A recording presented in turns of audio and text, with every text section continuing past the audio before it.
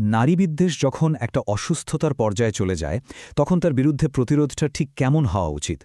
আজকে আমরা ঠিক এমনই একটা লেখা নিয়ে কথা বলতে চলেছি যা এই প্রশ্নগুলোকেই খুব জোরালোভাবে সামনে নিয়ে আসে আর এর বিরুদ্ধে একটা শক্তিশালী প্রতিরোধের ডাক দেয়।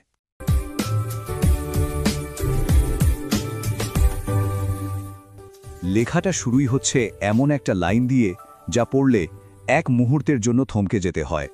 এটা শুধু কোনো ব্যক্তিগত কষ্টের কথা না, বরং এটা এমন এক গভীর ক্ষতের দিকে ইশারা করে যা নিয়েই আমাদের আজকের এই আলোচনা। এই যে মানসিক আঘাত, এর প্রভাবটা কি শুধু মনের মধ্যেই সীমাবদ্ধ থাকে? এই উৎস বলছে একদমই না।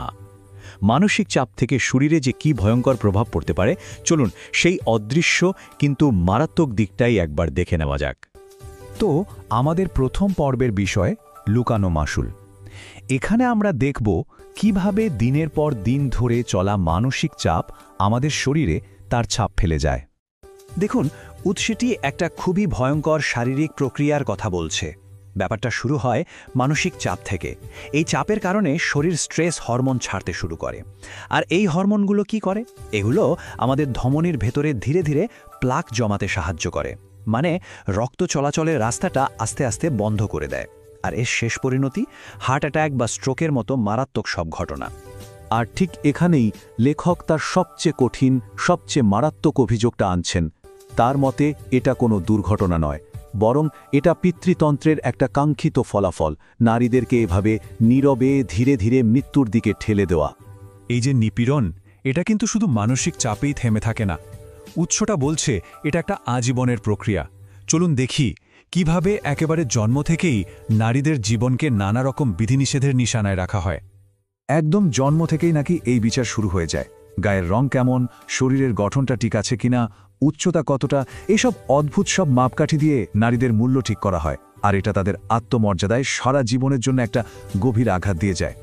কৈশোরে এসে এই বৈষম্যটা আরও যেন আকাশ পাতাল হয়ে যায়। লেখাটিতে যেমন বলা হয়েছে, ছেলেদের জন্য যখন পুরো দুনিয়াটা খোলা, মেয়ের পৃথিবীটা তখন না আর বারণ, এই দুটো শব্দ দিয়ে একদম ছোট করে দেওয়া হয়। আর বয়ঃসন্ধি পেরোনোর সাথে সাথেই এই সামাজিক চাপটা একটা নতুন, আরও ভয়ঙ্কর রূপ নেয়। উৎস অনুসারে একজন নারী তখন আর একজন ব্যক্তি থাকে না, সে যেন পুরুষের লালসার একটা বস্তুতে পরিণত হয়। ওকে, এবার আমরা এই আলোচনার সবচেয়ে তীব্র, সবচেয়ে ভেতরের অংশে ঢুকছি। এখানে লেখক এই ধরনের আচরণের মূল কারণটা খোঁজার চেষ্টা করেছেন এবং তার নিজস্ব একটা রোগ নির্ণয় সামনে এনেছেন। এই অংশে লেখক পুরুষদের দিকে বেশ কিছু অস্বস্তিকর সরাসরি প্রশ্ন ছুড়ে দিয়েছেন। প্রথম প্রশ্নটাই ভাবনার গভীরে গিয়ে আঘাত করে, সহানুভূতির জায়গাটাকে নাড়িয়ে দেয়। এর পরের প্রশ্নটা আরও অনেক বেশি সরাসরি, আরও শারীরিক। উৎসটির এই কাঁচা ভাষা ব্যবহার করার কারণটাই হয়তো একটা অস্বস্তিকর আত্মপ্রতিফলন তৈরি করা। আর এই প্রশ্নগুলোর সিরিজের শেষে লেখকের মূল যুক্তিটাকেই যেন প্রতিষ্ঠা করা হয়েছে। নারী বিদ্বেষ আসলে এমন একটা চক্র যা ঘুরে ফিরে যে কোনো পুরুষের পরিবারকেই আঘাত করতে পারে।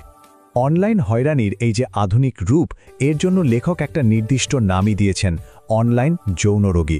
তার মতে এটা কোনো সাধারণ মানসিক অসুস্থতা নয়, বরং এটা এক বিশেষ ধরনের বিকৃতি। এবার এমন একটা স্লাইড আসছে যেখানে আমরা উৎসটির কিছু বেশ বিতর্কিত এবং নির্দিষ্ট দাবি দেখতে পাব যা পুরুষদের যৌন সক্ষমতা নিয়ে করা হয়েছে। একটা কথা মনে রাখা খুব জরুরি, এগুলো কিন্তু সরাসরি ওই লেখাটি থেকে নেয়া দাবি, আমাদের বিশ্লেষণ নয়। এই সরাসরি উদ্ধৃতিটা পড়লেই বোঝা যায় যৌন ক্ষমতা আর আকাঙ্ক্ষা নিয়ে পুরুষদের ভণ্ডামি হিসেবে যা বর্ণনা করা হয়েছে তার প্রতি লেখকের ক্ষোভ আর অবজ্ঞা ঠিক কোন পর্যায়ে। তো এত সব তীব্র সমালোচনার পর আমরা এখন আসছি শেষ পর্বে। কারণ লেখক শুধু সমস্যা দেখিয়েই থেমে যাননি, একটা সমাধানের কথাও বলেছেন, আর এটাই হলো প্রতিরোধের ডাক। লেখকের মতে নারীদের সামনে এখন পথ খোলা আছে মাত্র দুটো। এক, নীরবে এইসব নিপীড়ন সহ্য করে ধীরে ধীরে মৃত্যুর দিকে এগিয়ে যাওয়া, অথবা দুই, ঘুরে দাঁড়িয়ে শক্তভাবে প্রতিরোধের পথটা বেছে নেওয়া। তবে শুধু নারীদের জন্য নয়, পুরুষদের প্রতিও কিন্তু একটা পরিষ্কার আহ্বান আছে এখানে।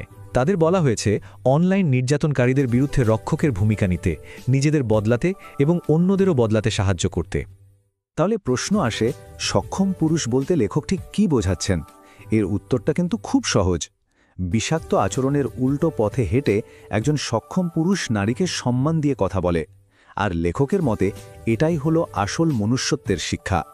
আর আমরা শেষ করছি উৎসটির এই চরম একটা সতর্কবার্তা দিয়ে। এটা আমাদের সবাইকে মনে করিয়ে দেয়, প্রত্যেকটা কাজেরই একটা প্রতিক্রিয়া থাকে। ঘৃণা আর নিপীড়নের এই চক্রটা শেষ পর্যন্ত সবার জন্যই বিপদ ডেকে আনে।